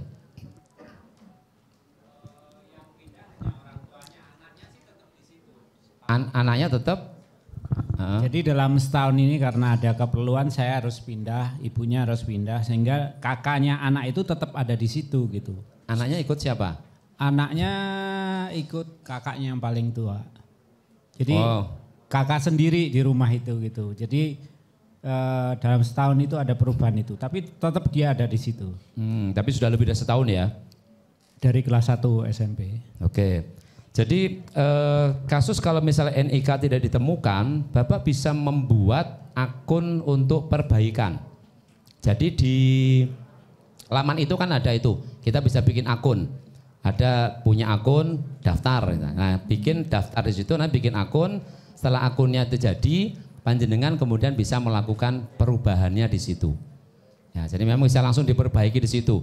Malah di ketentuan yang kemarin saya lihat statusnya teman yang di di dinas perencanaan itu, di perencanaan artinya yang menangani ini, memang ada dia sebutkan perbaikan data kependudukan tidak perlu ke Dukcapil, bisa langsung di sistem. Memang tidak langsung saat itu Pak, tidak langsung selesai. Jadi ada fase bisa 2 hari itu baru kemudian muncul hasilnya. Biasanya sih yang paling sering trouble itu karena perpindahan kakak. Kemarin ada yang ngebel ke saya dari Jambitan. Jambitan kemudian pindah ke Ngampilan. Tapi baru 8 bulan. Nah itu memang jadi problem. Nah, kalau misalnya karena belum 1 tahun terus bagaimana?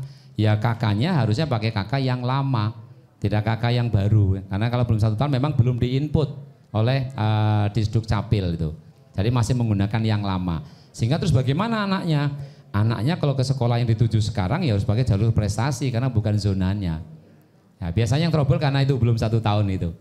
Kalau misalnya terjadi semacam itu nanti bisa juga diperbaiki lewat tadi, bikin akun di laman itu, kemudian setelah jadi akunnya bisa melakukan perbaikan.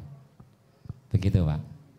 Nah, kemudian untuk yang pilihan zonasi, misalnya ada 3 pilihan, tapi pilihan pertamanya dilelai dhuwur. Ya memang kadang begini Bapak Ibu, ada orang yang dibela-belain pada fase atau mendekati PPDB begini, ikhlas anaknya hilang dari daftar kakak. Itu ada ya, serapopo yole, kowe ilang sik ning daftar kakakne ayah karo ibu. Sementing untuk sekolahan, golei nyedai sekolah favorit. Tapi ada juga memang, saya setiap kali sering dikeluhi itu juga, kebetulan zonasinya itu SMA 10, SMA 1, SMA 2. Iya mumat itu, Pak tinggi semua ya Pak. SMA 1, SMA 2. Tapi SMA 10 aku kurang seneng. Ada juga yang di 3, 6, 9. Kuwi ya bingung juga. Lho piye to sing liyane do nyedaki sekolah sing apik iki entuk apik malah bingung meneh itu. Ya jadi memang ya warna-warna ya. Terus bagaimana kasusnya begitu? Yang pasti kan satu dicoba dulu apakah di antara yang zonasi itu ada yang zonasi radius atau tidak. Kalau memungkinkan ya, kalau memungkinkan. Kalau kita yang penting bahwa anak saya aku tunggu tombol yang gini. Ya itu bisa pakai yang radius kalau cedak. Ini misalnya tidak, pakai zonasi yang reguler. Apakah saya harus milih 3 pilihan? Tidak mesti juga. Milih 2 pilihan juga boleh. Nah sekarang misalnya SMA 1, SMA mana saya tadi Bu? Jenengan SMA 6, 9 dan 1 Depok. Ya misalnya 6, 9. Nah daripada misalnya panjenengan pilih 6, 9 dan 1 Depok, di mana misalnya namanya kelihatannya berat. Yang satunya yang SMA 9 jadi pilihan kedua, itu kan riskan. Ketika ada tadi, kalau sama nilai SPD-nya atau gabungannya kan dilihat urutan pilihannya. Akhirnya kan nilainya tidak mencukupi, pilihan berikutnya juga nggak mencukupi. SMA 9 harusnya punya potensi, tapi pilihan kedua kan jadi kurang. Akhirnya bisa saja pilihan pertama SMA 9, keduanya Depok. Nah kalau nggak ada yang lainnya ya senggo wangun-wangun golek yang zonasi 2. Meskipun zonasi 2 kecil kemungkinan diterimanya. Kecuali ngambil sekolah yang tidak terlalu favorit atau yang jauh gitu. Biasanya itu masih memungkinkan bisa dapat. Di antara 2 itu yang jauh sekolah yang mana itu masih memungkinkan. Jadi SMA 9 menjadi pilihan pertama, itu menjadi prioritas. Kalau nilai gabungannya masih sama, maka urutan pilihan sekolahnya masih unggul karena pilihan pertama. Nah itu bisa seperti itu. Tapi kalau misalnya wah yang zonasi 2 sekolahnya nggak senang semua, ya 2 pilihan juga boleh, enggak apa-apa. Mau milih 1 sekolah tok boleh. Ya misalnya aku nilaiku wis 400, pilihan siji tok SMA 3 wis itu tok. Itu ya boleh. Nah seperti itu. Nah begitu, kemudian ya sudah itu ya. Sudah Ibu, nggih. Monggo berikutnya. Untuk termin kedua kita batasi dulu 3 penanya nggih. Ya. Oke, Ibu ya, tadi sudah. terlebih dahulu. Iya Ibu sudah hafal tadi. Selamat siang, perkenalkan nama saya Ibu Merlin. Yang saya mau tanya, untuk jalur prestasi, apakah boleh memilih campuran? Maksudnya pilih zona 1 dan pilih zona 2. Nah, terus untuk pertanyaan kedua, kita sudah mencoba untuk ngecek NIK, tapi nggak ditemukan gitu loh. Karena kita juga masih kakaknya DKI. Oh, kakaknya DKI. Ya, sekarang ini anak saya sudah sekolah di SMP Sleman Depok. 1 Depok. Ya. Gitu. Terima kasih. 2 penanya lagi. Aduh, ini banyak sekali. Biar adil sini 1, sebelah sana 1 nggih. Oke. Assalamualaikum warahmatullahi wabarakatuh. Nama saya Intan dari Kota Baru, anak saya. Pertanyaannya gini Pak, bukannya kita mau pesimis ya. jadi kebetulan takut anak saya terulang ke yang tadi toh. Kebetulan anak saya ini kan cowok. Ya, kalau cowok kan wis paham lah gitu. Nah, ini kalau misalnya kebetulan zona saya adalah 3, 6, 11. Ini kan termasuk yang agak berat. Nah, misalnya nama itu hilang di 3 SMA itu, kemudian saya akan pindah ke SMK. apakah saya harus mengambil token lagi atau memakai token yang sama? Itu aja pertanyaannya. Terima kasih Ibu. Ya, satu lagi sebelah mana? Oh, belakang. Oke. Sebentar. Monggo Bapak. Terima kasih atas waktunya. Yang mau saya tanyakan, kebetulan kami itu mungkin sama dengan Ibu yang tadi dari luar provinsi Pak. Kebetulan saya dari Klaten.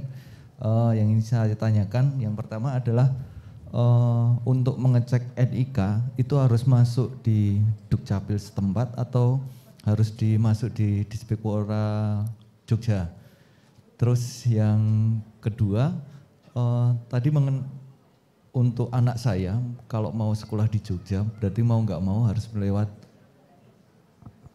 SMP-nya di Jogja, berarti mau nggak mau harus melewat jalur prestasi Pak Nggih. Kalau dari luar provinsi Pak Nggih.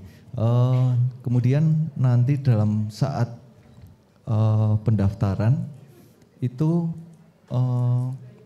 kalau misalnya nilainya nanti kelihatan sudah nggak masuk gitu Pak. Itu misalnya yang pilihan kedua kita jadikan pilihan satu gitu masih bisa atau tidak Pak? Ya. Mungkin itu saja Pak, terima kasih. Baik, terima kasih Bapak Ibu. Monggo Bapak Imam kami persilakan untuk menanggapi. Jadi PPDB ini kan otoritas ada di Provinsi DIY. Jadi hal-hal yang berkaitan dengan termasuk NIK-nya adalah memang NIK DIY. Artinya begini, kalau panjenengan masih NIK-nya Jawa Tengah, NIK-nya DKI, itu mesti ngecek NIK nggak akan muncul. Karena memang bukan penduduk, tidak terdaftar di penduduk DIY. Nah terus bagaimana? Nah itu kan mengisyaratkan bahwa panjenengan tidak bisa ambil jalur zonasi.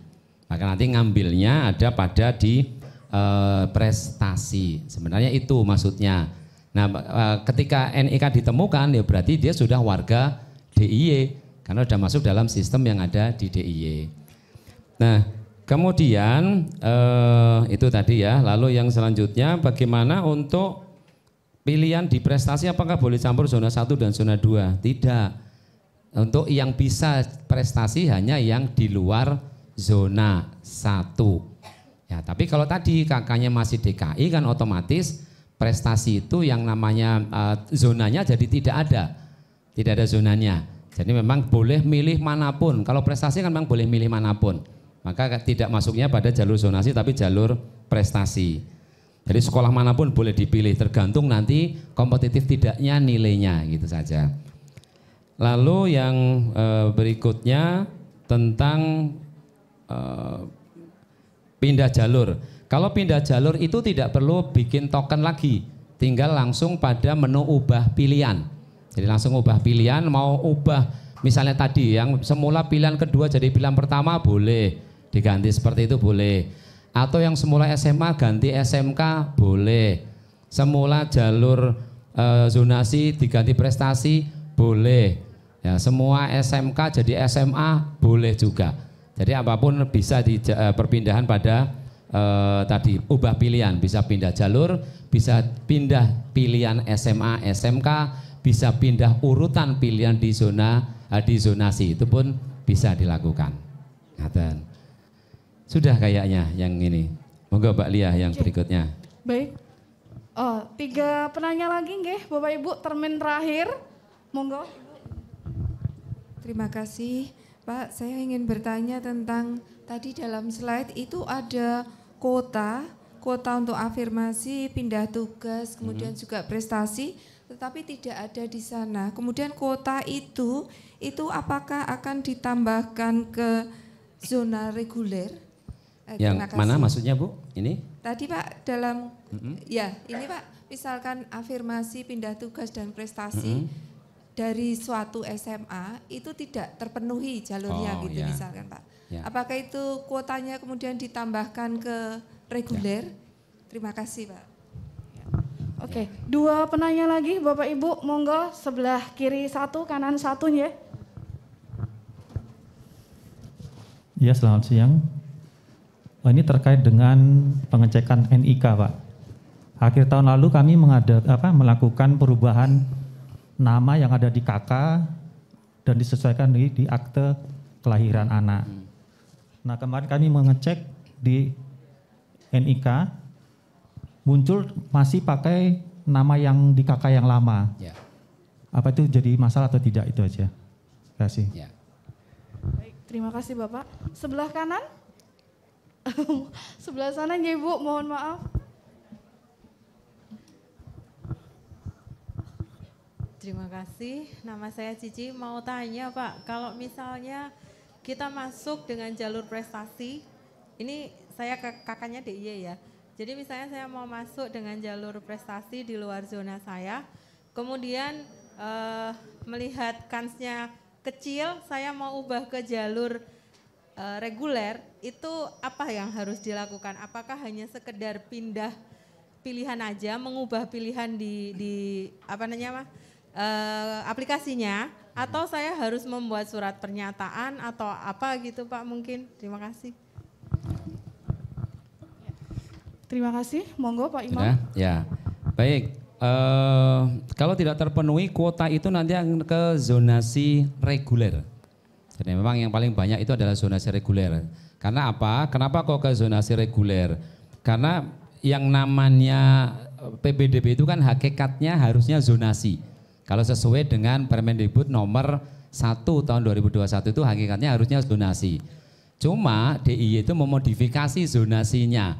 Ada zonasi radius, dan zonasi radius itu yang sejatinya zonasi yang dimintai oleh kementerian sebenarnya itu.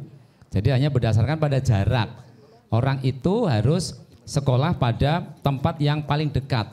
Jadi filosofinya zonasi dulu ketika dicetuskan oleh Pak Menteri Pendidikan, Pak Muhadjir Effendi yang sekarang Menko PMK, itu adalah untuk mendekatkan jarak antara siswa dengan sekolah, maka dibuatlah zonasi.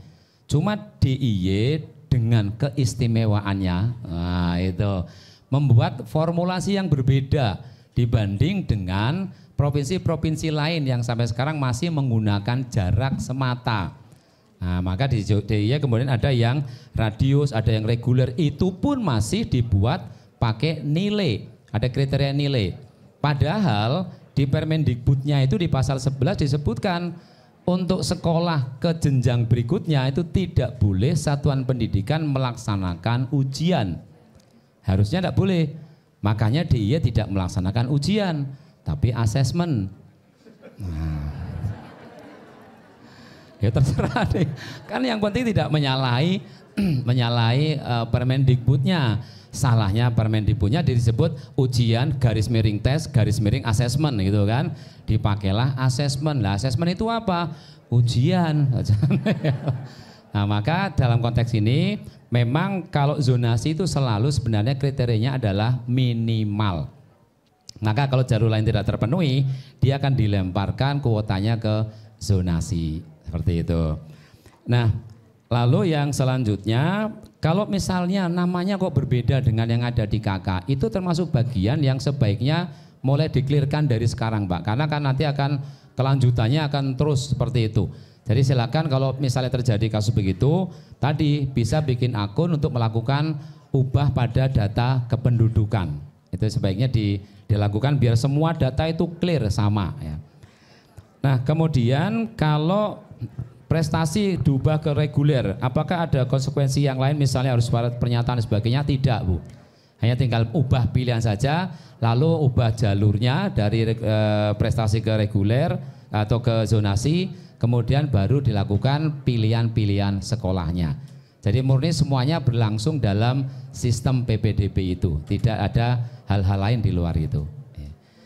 Ngaten, sudah semua? Siap, oke. Atau mungkin kasih bonus bolehlah, 2 pertanyaan aja. Oke, boleh dua pertanyaan ya Bapak ya. Ibu.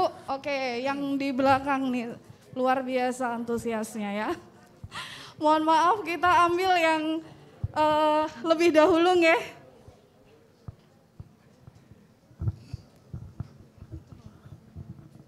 Assalamualaikum warahmatullahi wabarakatuh. Waalaikumsalam. Anak kami dari Condong Catur, pertanyaannya yaitu apakah Juknis ini berbeda dari satu provinsi ke provinsi yang lain. Yang kedua, kebetulan suami saya pindah ke provinsi lain. Nah, di syaratnya itu ada peringkat, sedangkan di Jogja itu tidak ada peringkat. Peringkat apa ya? Peringkat anak-anak tersebut peringkat keberapa di dalam sekolah tersebut. Nah, yang kami bingung itu adalah waktu itu ditanya dari sekolah, Ibu ini peringkatnya itu mata pelajaran apa? Nah itu yang saya bingung gitu loh. Apakah itu seluruh mata pelajaran atau yang cuma di ASPD? Itu aja. Assalamualaikum warahmatullahi wabarakatuh. Oke, baik, terima kasih Ibu. Yang sebelah kanan saya, monggo.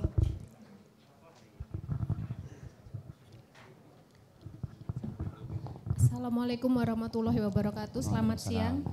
Terima kasih Bapak atas waktunya. Yang ingin saya tanyakan, pertama untuk yang kalau mau pindah jalur dalam rentang waktu 3 hari itu apakah ada batasan maksimal berapa kalinya?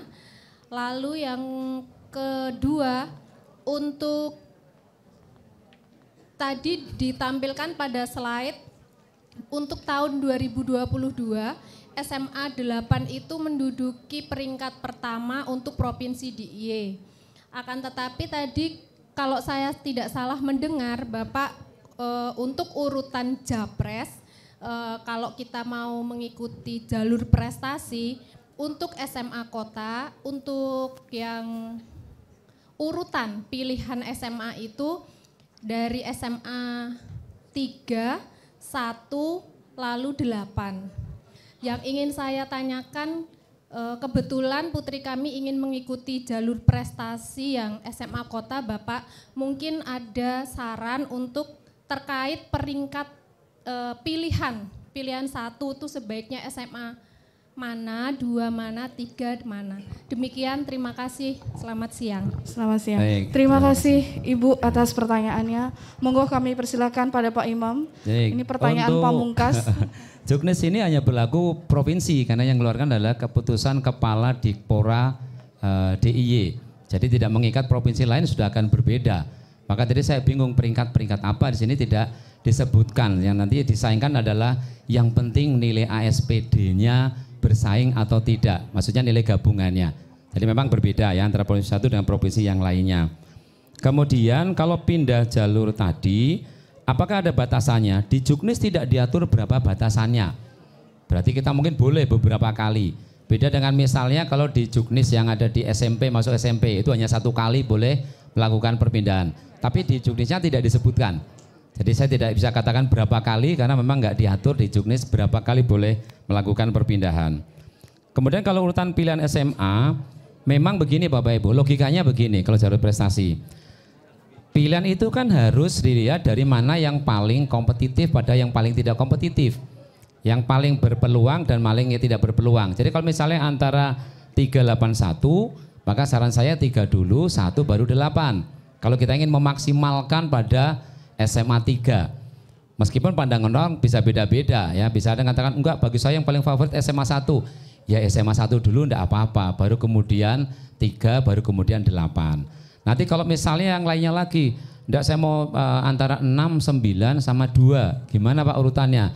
Ya 2 dulu, 6 baru 9. Ya nanti dilihat kan kenapa ini dari mana? Ini dari pengalaman tahun ke tahun itu dalam PPDB itu nilai terendahnya biasanya yang nilai terendahnya tertinggi maksud saya itu SMA 3, SMA 1, kemudian SMA 8, SMA 2, SMA 6 ya, SMA 5, kemudian 9, lalu 7, 4, 11, 10. Nah umumnya seperti itu. Baik, tapi sekali lagi pilihannya mana nanti tentu harus menunggu hasil dari nilai gabungannya. Nah Bapak Ibu, sebelum saya akhiri, saya ingin sampaikan pada Bapak Ibu tentang kedepannya. Jadi setelah nanti Kang Putra itu diterima, kan itu tadi awal saya sudah spill ya, tentang kita harus memikirkan juga pelajaran apa yang dia mesti dominan. Ya, karena akan berkaitan dengan keberlanjutan nanti di perguruan tinggi. Nah, biasanya kebijakan-kebijakan perguruan tinggi itu tidak banyak berubah. Jadi tidak rentan berubah. Beda dengan kurikulum di SD, SMP, SMA. Di mana mohon maaf biasanya ganti menteri njuk ganti kurikulum. Nah, tapi keperguruan tinggi relatif lebih stabil.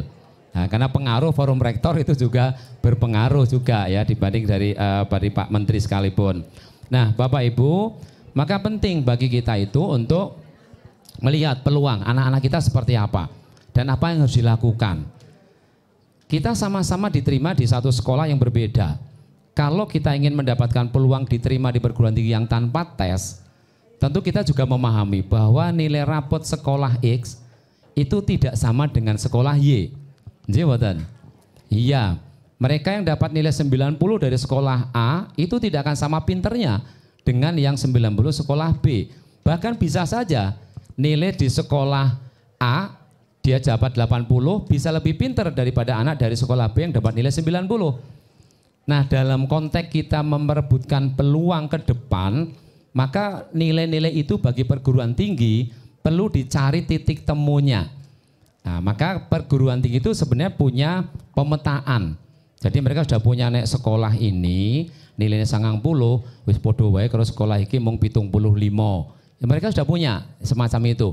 Nah, kami di Netron menyebut itu dengan bahasa rasionalisasi. Jadi artinya begini, kalau saya di sekolah tertentu nilai anak saya 90, itu tidak lantas kemudian, oh kalau begitu saya bisa ambil kedokteran. Belum tentu. Sekolahnya dari mana dulu? Nah, itu yang dimaksud ya. Jadi sampai di sini pahami Bapak Ibu. Makanya kita mesti hati-hati juga ketika kita menentukan pilihan. Menentukan pilihannya. Nah, itu yang kami sebut sebagai rasionalisasi. Maka ini penting. Dari kelas 10 itu, rasionalisasi itu sudah kita akan lakukan. Untuk apa kalau di kelas 10? Untuk memprediksi. Jadi rasionalisasi itu di Netron bisa kita gunakan untuk misalnya, anak kepingin ngambil pilihan jurusan ini di perguruan tinggi ini. Kira-kira nilai rapotnya harus berapa? Nilai pelajaran ini harus berapa? Nilai pelajaran pendukungnya yang tadi 2 mapel pendukung harus berapa? Nah, itu kita sudah bisa dari awal. Sehingga anak itu akan belajar punya target. Saya harus rapotnya harus sekian ini. Untuk bisa pilihan ini saya harus ini, harus sekian. Nah, itu yang kami sebut sebagai rasionalisasi. Sekaligus menjawab kebingungan siswa dalam memilih jurusan juga.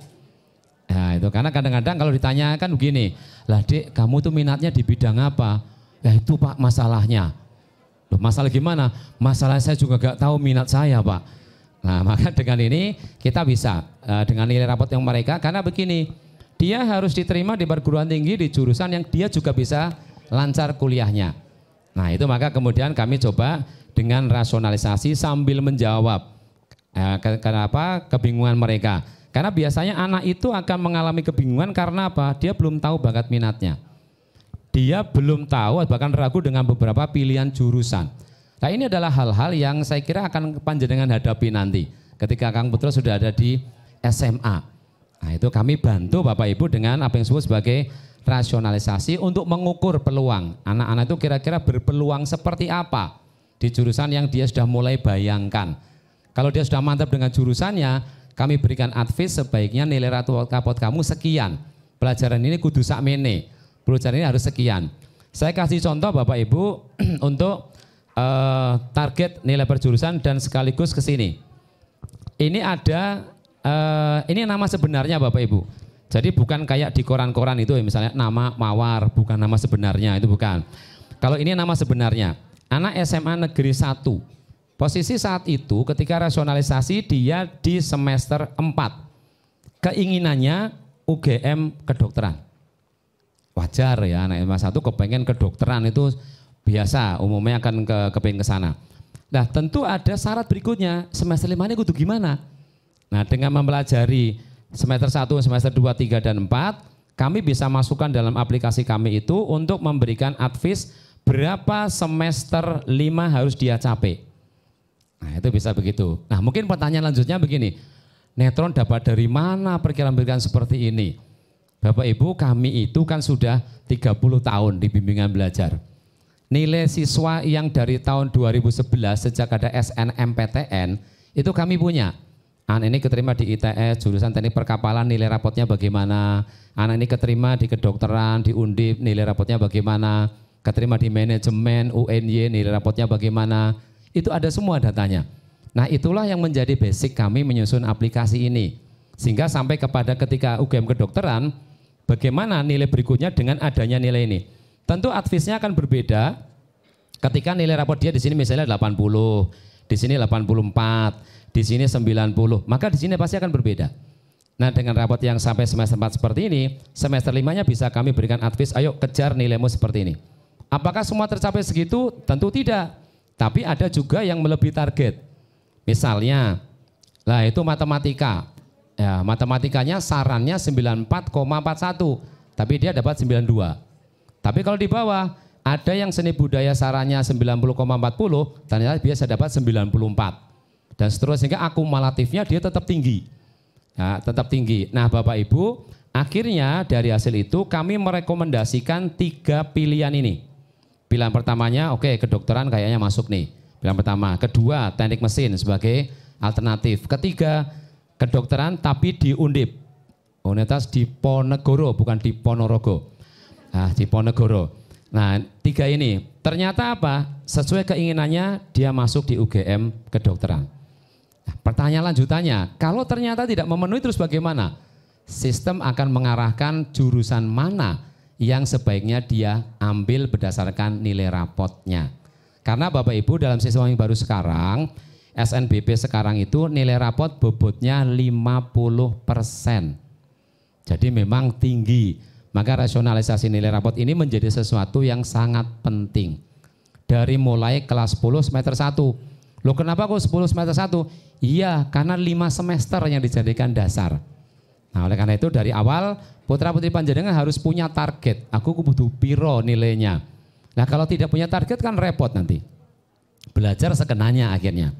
Nah itu sebabnya di Netron kita buat ada yang namanya rasionalisasi nilai rapot. Nah ini yang kelas 10 nanti dan seterusnya sampai kelas 12 kita lakukan proses itu. Dan tentu kalau misalnya ada yang belum tercapai, nah disitulah mekanisme di tempat kami ada namanya pelajaran tambahan. Untuk anak-anak yang targetnya ini kok pelajaran ini masih lemah, kita berikan jam tambahan di luar dari jam bimbingan. Nah itu program kedepannya semacam itu. Ini informasi Bapak Ibu bukan promosi, tapi ini adalah informasi saja bahwa sebaiknya panjenengan memang gabung lagi ke Netron. Ya, biar nanti anak punya motivasi yang berkelanjutan, sustainable motivation. Wah kerennya sekarang begitu. Motivasinya harus berkelanjutan. Karena tidak bisa dicapai hanya dalam waktu sesaat Bapak Ibu. Kalau persaingan lewat ujian tulis itu makin berat memang. Makin berat. Karena di ujian tulis itu peluang apalagi Bapak Ibu nanti peluang pilihan-pilihan manajemen, akuntansi jangan dikira tuh milik anak-anak yang notabene dulu bernama IPS. Anak-anak IPA juga banyak ngambilnya pilihan itu. Nah, jadi memang kita mesti siapkan itu dari awal. Karena kita tidak bisa mengharapkan zonasi kalau sudah masuk perguruan tinggi negeri. Jadi itu gambaran program Netron ke depan tentang rasionalisasi nilai rapot seperti itu Bapak Ibu. Ya, itu saja yang saya bisa sampaikan. Saya tunggu untuk berikutnya ketemu lagi di Netron Yogyakarta. Assalamualaikum warahmatullahi wabarakatuh. Waalaikumsalam warahmatullahi wabarakatuh. Kita berikan aplaus kembali Bapak Ibu kepada Pak Imam atas materi yang luar biasa hari ini. Insya Allah materi yang disampaikan tadi sangat bermanfaat untuk kita semua. Setuju nggih Bapak Ibu? Oke. Mohon maaf apabila kami belum bisa menjawab seluruh pertanyaan tadi nggih. Masih ada Bapak Ibu yang ingin bertanya. Bapak Ibu tidak usah khawatir ya. Agenda hari ini itu bukan finally, artinya bukan agenda terakhir kita bertemu dengan Bapak Ibu semua. Bapak Ibu bisa menantikan Open House PPDB 2023 di masing-masing cabang. Di cabang Yogyakarta 2 atau 6 atau 8 atau 10 atau 12 atau 17 atau 18. Di mana tempat Bapak putra-putri Bapak Ibu bimbingan di cabang tersebut. Seperti itu ya. Mohon tunggu informasi dari cabang dan kita akan mengadakan open house secara klasikal sehingga Bapak Ibu monggo bisa berkonsultasi dengan para konselor kami. Seperti itu Bapak Ibu.